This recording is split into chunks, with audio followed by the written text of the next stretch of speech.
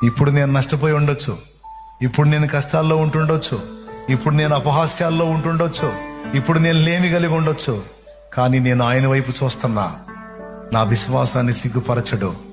ఒక దినం నాకు ఆయన నిర్ణయించిన తగిన సమయం అనేది ఒకటి ఉంటుంది. ఆ దినాన ఆయన నా తలెత్తువాడై ఉన్నాడు. నా పిల్లల్ని దీవిస్తాడు. నేను అనేకులకు సాయం చేసేటట్టు నా తండ్రి చేస్తాడు. ఈరోజు ఒక ఉద్యోగం కోసం నేను తిప్పలపడుతున్నా. ఒక రోజు వచ్చింది నా చేత అనేక మందికి ఉద్యోగాలు నా దేవుడు ఇప్పిస్తాడు. హల్లెలూయా. నా చేత అనేక మందికి అన్నం పెట్టిస్తాడు నా తండ్రి.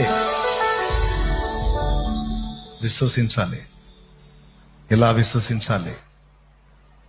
ఎందుకంటే అలాగూ నా తండ్రి మీద నేను పెట్టుకున్న విశ్వాసాలన్నీ నెరవేర్చాడు నా దేవుడు.